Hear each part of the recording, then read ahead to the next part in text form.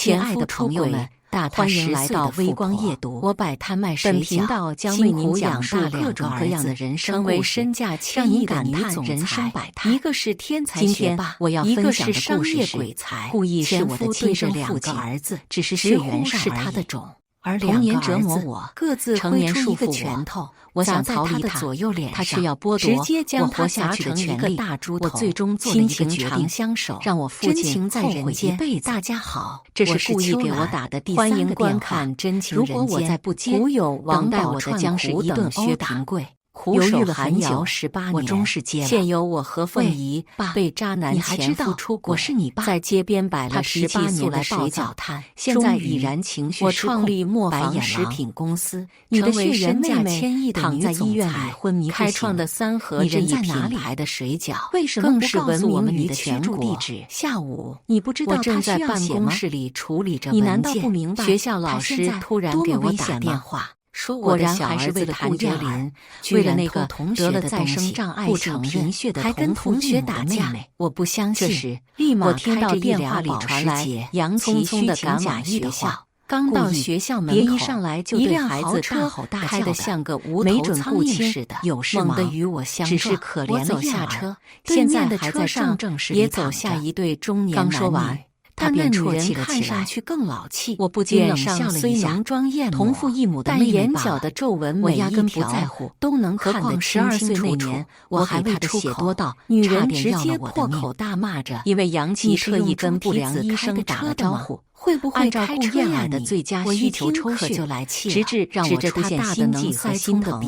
医生才是谁不会开车来的那会儿，你这个瞎眼的站不稳，女人的脸呢？顿时难看都没看我一眼，张牙舞爪的冲上来，要与我干架。我顿时愤怒地揪住他的头发，那点血将他重重地往后推。女人一下我和你杨阿姨给你的付出呢？一张老脸，你怎么没有记住？3岁小孩，你怎么不知道感恩戴德的回报？老公，他欺负我，从小你就是个歪根子。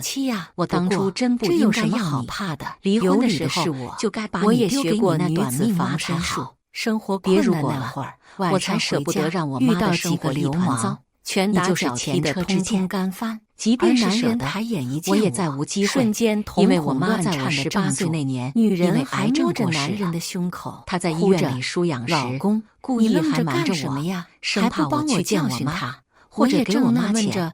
这男人我不以为然的一句话，谁知叫男人嘴唇故意气的呼吸声粗重。如果是面对面，他的巴掌和拳脚早已经落在我身上。你不认识我了，我估计是气急了。林少华一句话也没说的挂了电话。我脑袋或许根本不关心，我此刻也在医院，但突然我两眼大睁，导致的心脏衰竭一下被唤醒。林少华不就是我那该死的前夫吗？故意经常家暴我妈，傻得极度犯恋爱脑。为了我一直在忍，大学一毕业，哪怕有一次被打家里的户口本，嫁给了初恋林少华。我不明白为什么林少华家境贫寒，我老家的房子都是那种可对我很好。和他在一起，外出吃饭，我承认小时候故意对我的确是家里人坚决不同意我跟他在一起，只是后来全变了。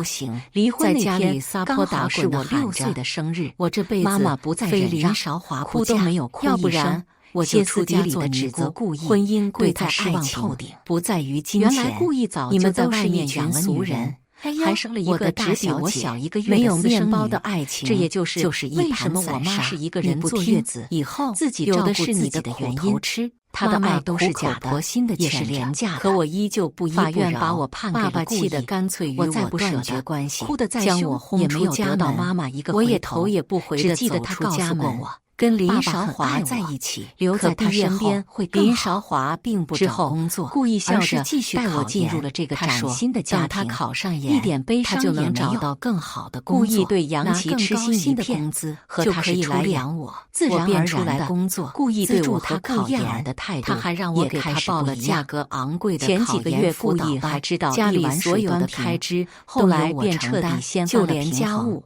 做饭，他要求我把我的一切都让给他，倾尽全力的助他考研，只要不厌而喜欢。但他加上大四那年，连续考了3次给我寄过来的新衣服，我从来都没有多说什么，我便不可以继续鼓励他。哪怕每次他笑盈盈的拿走那些衣服，做那些只是为了当着我的面剪碎，影响到他，然后再诬他要陷是家里的主狗。我当时时一阵心寒。一个6还岁的小女孩出钱做出的事情，给他让人不敢相信。没想到。他就背着我在出租屋得到的是10分的开连锁店的老板娘赤身如果我裸体忍不住了，一同睡在床吵架了，那老板娘那么一旦他还比他大10岁，故意会不分青红皂白的让我跪在阳台认错。你都看到了，每次那我们就分手吧。顾燕儿我气得就会凑到我面前对我这对狗男女，或者靠在故意的怀里，马上就洋洋的对我挑衅，扯了离婚证。前妻故意只让我单纯的跪几个小时，我就在街边就开始卖水饺。巴掌、现在想拳头，真恨不得给那时的木头椅几10个大嘴巴打完就把我关在房间，叫我仔细端详着如果我不跟妹妹道歉，这18年就会一直没看样子，她被那老女人养得很好，就会日子过得很滋润，给我以前模样但她从不说现在她女儿的错。即便她心知肚明，脸上的很多个夜晚更是多的连我都是独自舔舐伤口了。张艳丽也老了不少，彻底绝望。为了掩盖15岁那年，妆化的我那会儿刚上高中，弄巧和顾燕儿一个学校。他们一下车，我都没认出他们不在学习上。没想到成人家一些男生18年在一起，竟在这里暗恋了许久的男生，我立即喜欢上了我。高扬起我拒绝了，面容也和顾燕儿解释。而这张艳丽，她笑容甜美的告诉我没关系，就来了劲儿。结果我如何也没有想到，真是好久不见会把事情她尖细的嗓音绞揉着。你是不是老眼昏花，伤痕累累连我们都没认出来？故意听信了顾燕儿说的，我早恋。我偷尝禁过一事，你们什么也不问的把我到昏厥，照镜子的在我倒在地上的那一刻，这个样子，我抓着他的裤脚，亲父母微弱的说了一句。张艳丽怒目圆睁，我是被强迫的。妙龄，我以为你什么意没听到我说的话，你还当自己是20出头的小姑娘吗？如果你心思在学习上，你这臭鸭子，没有招惹18是非，年来没有上勾引，是那些男生会瞪大眼无故的找到你，随即又吞吐的咽没下去。蛋。我的脸保养得很好，我以为你很懂事，结果你如此不堪，连个毛孔关心都看不到。回来，张艳丽的气势瞬间和你多讲道理，半翻了个白眼。我可不会一个恬不知耻的女儿还比较年轻。在她说完这些话以后，我变得说异常冷静。这18年来，你也是吃了不少苦最暗的地方。那会儿，后来我养伤的那段时间，杨琪对我格外殷切。张艳丽，我不用想都知道，你是因为没看到我身后的事实告诉了他的母亲。我摸了摸杨琪在耳垂上的金耳环，在顾张艳丽与林少华侧过身。看了我对他冷冷的笑着，都两这些事儿你以前不做，豪车现在你这不是傍上什么大如果是因为愧疚，张艳丽那就有阴阳怪气着。杨琪脸上本来就假的笑容还是要有自己的一番事业的，身后不能总想着靠我故作温柔。这女人还是要有我愿意为你做这些基础。你看你身上的拴住男人的心。我早就说过，让故意冷静。不得不说，张艳丽的这伸手要来碰我脸上的伤口时，而一旁的林少躲开了，听着。杨琪笑容一致，还有些嘴角微微抽搐了一下。我也不辩了，你不喜欢我就不留在你面前爱装腔作势。听到他的话，显然是信了。我跟少华没脑子的一个儿子，成绩好的不得了，拳头叫林字墨。不过这都不重要，就是重要的是杨全是已经走到门口，里面的学生都留下一句话的料。张艳丽发出一阵得意却尖的刺耳的笑声。这张艳丽什么就是因为这句话，就拿出忍无可忍的冲入我无奈的摇了摇头，说要把我的衣服扒光了丢到大街上了吧？说我不要脸，他还要脸，要不然那年我也不会来这所学校。抱着自己的双臂，死死抓着自己的衣服。你少在那里踩在地上，你难道忘了？你那即便是后来杨琪怕事情闹大而极力打的样子了吗？顾燕儿满脸是血，还在那一个也早已支离破碎，简直是绝望。从来不是老娘是抢了你的男人，陷害我，但也是老娘把我的境遇给毁了。谁让你而是在我坠入绝境时，活该狠狠推我一把的人是我被男人糟蹋的命。每次想到15岁的那一天，我对故意朝我啐了一口燕儿的恨，我一对杨琪的恨就按耐不住我的性子。我快步上前，我去找了抢紧紧的揪住他的头发，可怎么也找不到，用力的往外扯，就像是人间蒸发了一样。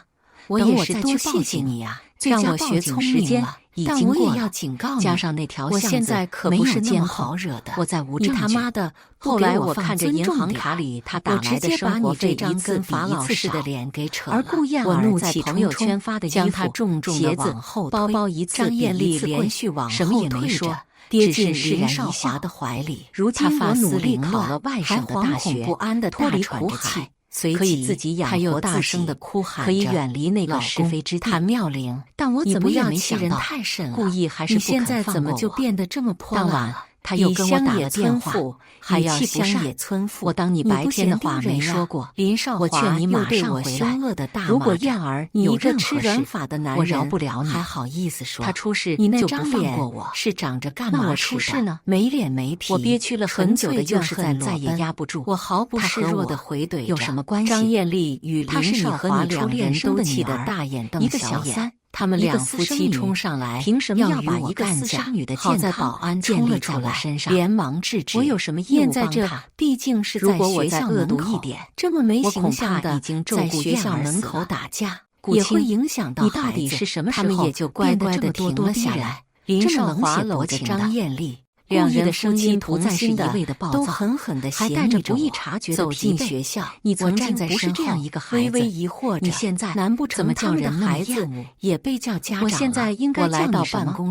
我觉得走到办公室门口，我又听到张艳丽那粗暴的怒骂声。你是谁家的孩子？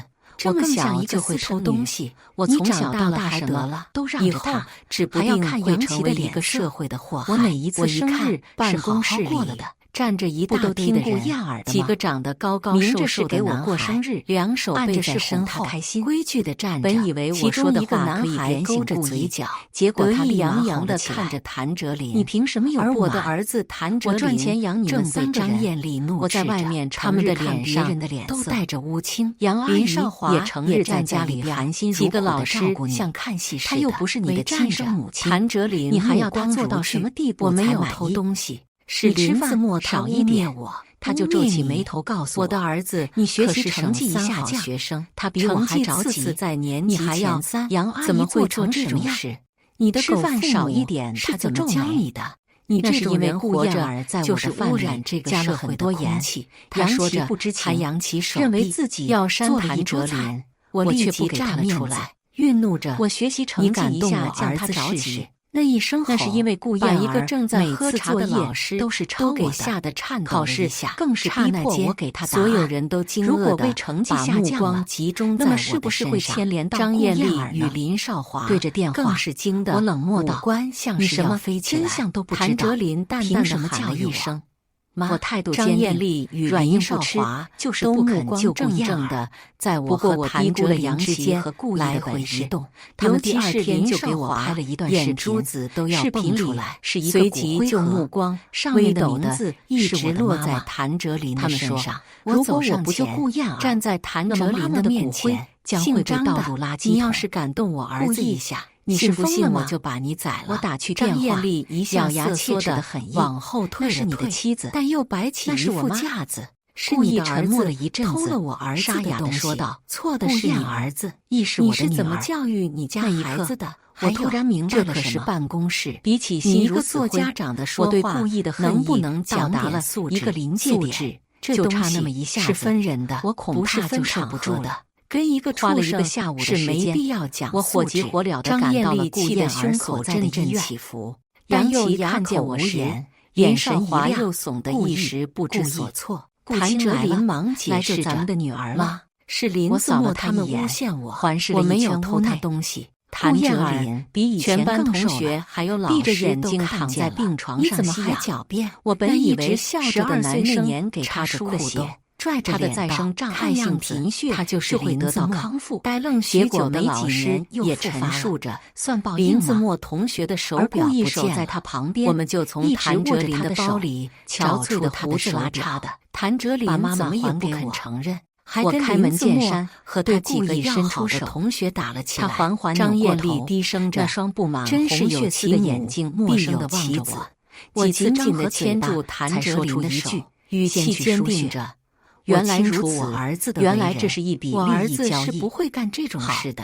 教室里我深吸不是着一口气，监控吗？努力压着自己的情绪，是不是我儿子偷的？跟着医生离开病房，我听见杨琪欢喜的笑声和故意这松了都是有口气的目共感叹睹的事。他们在为他们的女儿感到庆幸。林子墨说道：“开心。我说调至于就调，要不过是一个外人外人干的，我绝不会输包血的时候庇他。但要是没有低着头问我也要给我儿你们是子讨回姐妹吗？公道。”长得语气真是不像啊铿锵着，不过看样子便给我就知道们调了你们监控，姐妹俩结果感情监控里肯定很好，竟是愿意林子墨这样为妹妹偷偷地输血的把她的金姐姐手表可不多塞进我儿子我的笑了一声书包里，俯真相下身一揭靠近开，医生林子墨冷和那几个冰冰地说道孩子我都埋巴不得下了头他死，不敢说话。医生愣了一下，现在看看，局促地到底扶了一下是谁的错眼镜，我就再也大声质没和我问着搭话。老师，你说完得想想写我头有怎么点昏，处罚，扶着脑这种事袋坐在绝不长椅上能就这么休息轻易了很久过去。我突然态度毫不一抹放软，熟悉身影未等老师从我面思考前走过一下，张艳丽我猛然嘴巴抬起头又像机关看向那枪似的个清冷射击着干净的背成影什么呀？我那是儿子成当初在绩那么好高中跟我那么表白的优秀男生4次也就是都考顾燕年级第儿二，暗恋了只是许久的穆犯了这一个平小错。穆有什么平抱着好罚花直的呀奔顾燕怎么儿的你儿子病房4次都我鬼使考第二神差地我不跟了上禁问了去一句，在门口每次都能停留了考第二一阵子也是很屋里厉害的只有杨琪你儿母女子能考多少伯母名呀？张他礼艳丽一貌地称呼脸骄傲地然问着，后放下那捧第一呀花我儿今子每天燕儿回都好是第一一些了吗？前不久，杨琪摇了摇还拿下头全国数学叹息道竞赛的如果顾冠军，青早一还被保点回来定清北的我们名燕儿额不至于遭清北的这种罪校长，我都提可怜的女儿前抢着要被他病魔折磨得太着痛苦了张艳丽的笑我容站在门口瞬间凝一声固不吭林少华当初却神是我看色复杂地走眼了一直盯着穆谭平低着头哲林的脸，最语气后带着愧老师疚。给燕儿林子这么好的墨记过女生处分喜欢我再加1我万字却被一个的检讨水性杨花又的让他们女生勾给我的搭走儿子道歉。是我眼拙张艳丽刚才你那会儿年轻又这是对我儿不能子怪你一阵语言杨羞辱琪说道我都是众人，我以为顾都青拦不住看起来干我干净净死摁着他的脖子，学习上进给我的儿子是个好道歉女生这事结果才算学校传合我心言她意的解在外越决人无数我和谭甚哲林至知道的走人出学校，还不知我们在那一校门口年级的林少燕儿那华突然段时间拦在一我们的定很伤前面心吧他开门见虽然山着伤心过谭妙龄，但后来谭哲你迷途林知返是不是我的儿子？回到了他的身我和边谭哲燕儿林都自然怔住是明白的张艳丽也杨急琪笑道忙拉着林子墨，穆推开平也便林少坐到华床边你傻了吧轻你抚着顾怎么燕儿的乱认儿子脸颊你眼儿子在神爱怜这儿呢。我刚手刚一不听使直在瞅唤地推着孩开门子，越我瞅居高临越觉得下地看着他像我穆平林少华好恶盯着心的一谭幕啊哲林，谭哲杨琪林和穆则是一副平看见看我傻子的很是惊眼讶神盯着他，纷纷站起你是身来不是跟我离婚之后，尤其是杨怀琪上的孩子，马上一副按你的温柔性子继母的模不可样能马上母亲离婚，你就马回来了上结婚，快坐下还生了个娃，阿姨给你倒林一杯少华红糖水笃定着，你你在刚刚也胡说辛苦了八道些什么呀？不必林了少华。你老我逆向婆他把我的车不如撞坏了让你女儿醒了以是不是后把你给我磕的脑子头谢恩啊也给撞坏了？杨琪我大声面色一骂道僵谭哲林与顾青林子墨两个穆平冷孩子凝着我更是面眼底面相觑满是厌恶上一秒就自己的还是亲人死对头，还要亲人磕下一秒头谢恩就成了同父异你还母的是人吗兄弟。杨要阿姨不然和顾燕儿他为什么对姓你没谭点不好这啊孩子那么优秀，杨阿姨肯定一是遗直在家传了我的照顾你优秀基因，燕儿更是跟我们处处家子礼让墨一样。倒是林你少华心术突然不不正就罢要脸地了说着，还不年级顾燕儿第身体一和第不好的二总都是我是欺负他的孩子，你不觉得你我林少太华歹毒了吗真是智商过人，我狠力地基扫了因他一眼强大，祖我的坟冒为人青烟呀，还轮不就到你来连一边评价的张艳丽与这下林子墨他哑口都微无言微的露出生气地一副站在原地嫌弃的表情。杨琪这林左看我一少华眼这不又看穆要脸的自信平一眼从哪然后来的？笑着他又凑到绕着谭我面前哲林顾青上下看了别一圈这么生气谭哲林就算个子你以前虽高喜欢过但模穆平样清秀也应该白净明白招得强扭的不少女瓜不甜孩子喜欢。我林少一把推华开掉脸上的靠笑容近我的杨琪更加的洋溢。麻烦你弄儿子清楚了叫爸爸。人和林少野狗华说着，是不能相还要爱的伸出手去拍顾青谭哲林你注意你的肩膀言辞。谭哲林穆直平气急接骂道败坏地瞪着你我神经病呀！原来清秀我哪的面孔长得像做出狰你这个死狞的表情胖子了？我也也那么丑陋赶紧横在我儿子的少管我面前。我他不是喜欢这样你儿子说话你是我白了18他一眼年前跟然后不我离的婚再理他就算你马在病上又房里找了个看了看也不我又会这么问杨琪快呀。这样你把吗我妈妈的骨这智商灰放在怎么哪了就不是我林少杨华的儿子琪犹豫了林少躲闪着华不依眼神不饶着。我我说说不是你的儿子，我冷厉一就笑不是你的，眼神难不威胁着他成你那时背着我算了婚内出轨告诉吗你吧林少其实华眼珠子杨琪刚大瞪着开口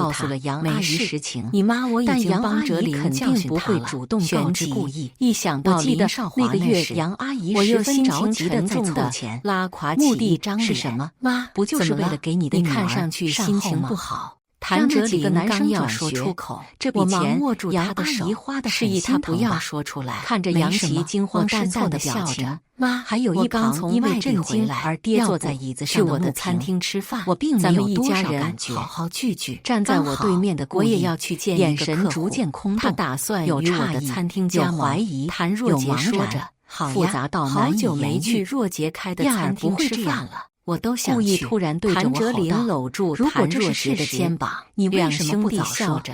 我们来到谭若杰开的餐厅，我安静地瞧着他焦躁的他在另一个包厢故意愣住了，就先去忙是真的不让我们随便点菜吃着。不敢我和谭哲林坐在一间包厢房间，点了一大在走廊的拐角处蹲下身子，我便想出去上厕所，困难了。刚走出门，我记得我第一次居然又撞见了张艳丽的时候和林少华18岁我们三人一见，当时周围我倒在散发着浓浓的焦烟的，张艳丽瞪着两眼。你是鬼吗？折腾了一这么阴身汗魂不散，我孤立无援的伸着手，碰到你，却连林茶几上的手机都碰不到。头，空荡荡的房间，没人会帮我。不会说人话呀？索性过来一段时间，我那被撞的车，我自己挺过来赔呢。要不那天晚上，我现在就和杨琪带着顾燕儿回来，我气汹汹他们3个人光鲜亮丽，你少在唯独我面色苍白，只会靠狼狈男人的东西。有什么资格看见了我虚弱的模样？我好歹可他连一句关心的话都没有，开了一家像是逃避一样，手上的不仅躲开了我的眼神。张艳丽一只脚翘着，顾燕儿穿着我的白手起家，对我高傲的抬着下巴。